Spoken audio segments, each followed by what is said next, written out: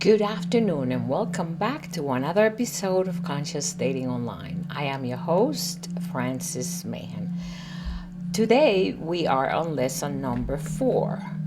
First lesson was about self-preservation. The second one was about keeping your self-guard and not giving too much information online, self-preservation, trust. And today's lesson will be about how not to share or what not to share online when you have not yet met the person that you're communicating with. In other words, the beginning of established possible relationship. Now, society has trained us to believe that if we're not married by the age of 30, we are either a failure or something is wrong with us. There is always timelines and limitation as to what we can and cannot do. However, that is entirely up to God and destiny.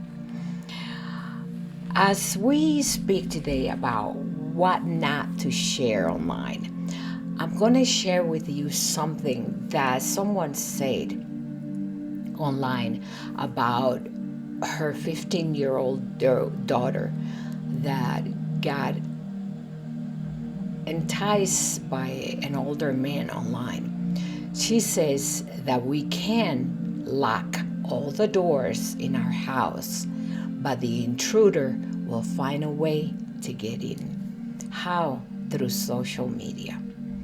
As I begin, let's take under consideration the fact that artificial intelligence is getting very advanced, and it has pros and cons.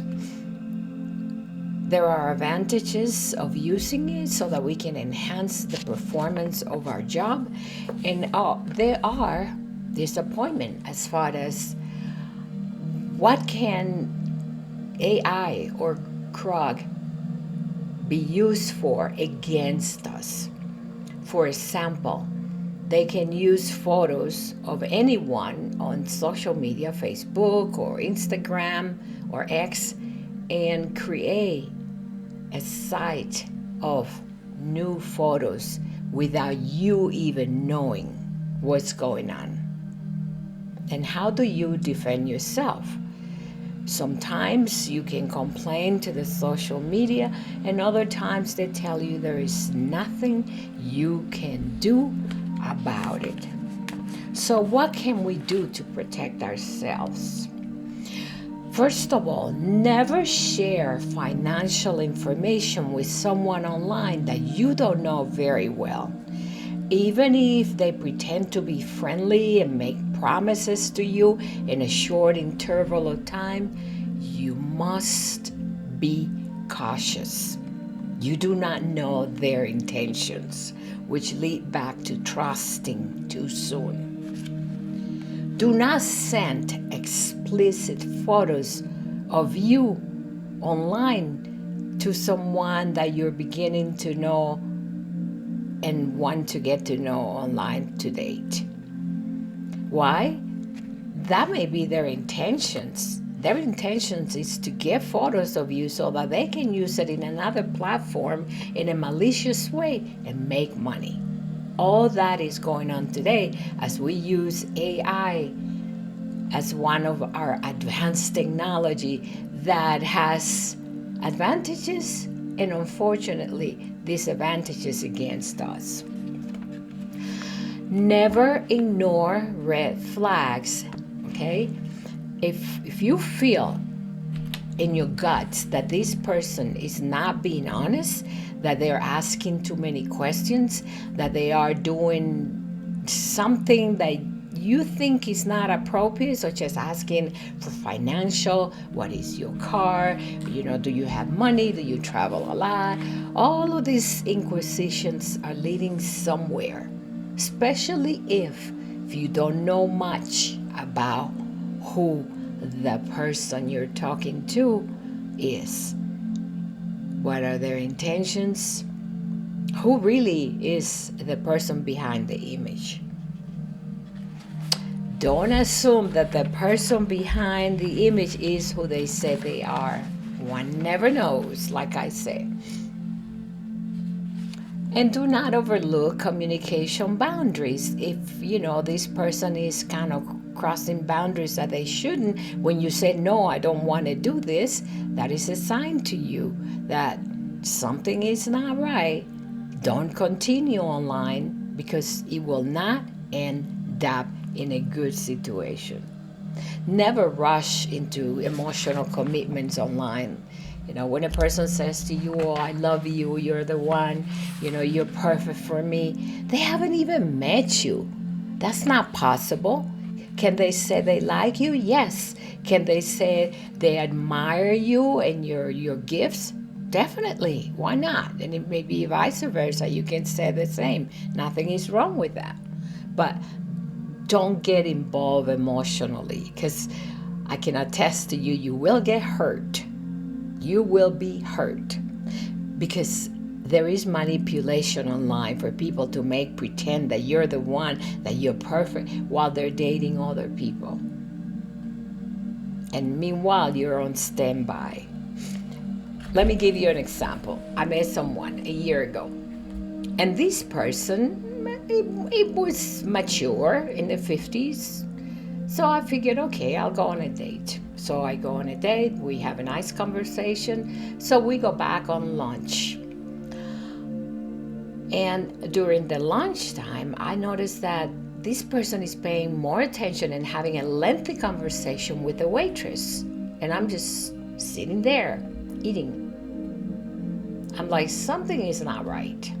Am I here as a pretense? Am I here to communicate with you and get to know you? Or am I here just as another one of your dates? I didn't exactly ask, I just made an observation. And when I did that, I noticed that we went to a place at nighttime to have a drink. Nice. The same thing happened. So I said to this person, I will not call if you're interested in going out with me again.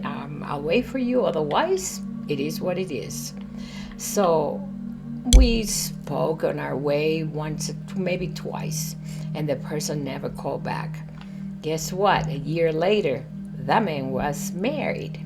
I'm like, oh, wait a minute. I'm pretty sure he did not meet that girl just a few months ago. He had to have been dating her in order for him to marry her. So there is a lesson for you. Everything that I share is pretty much something learned. This is why I listen to my gut feelings, and I'm not apprehensive about going after a man because he asked me to date him once or twice.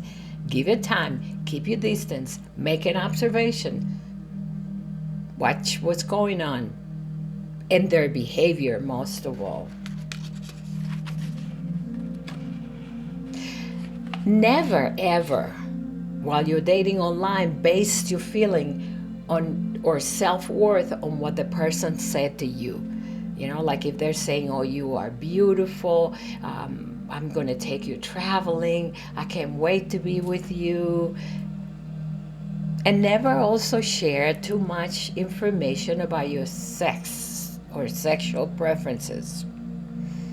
It is important that you get to know who you're talking to, because today there is so much going on that we must be careful.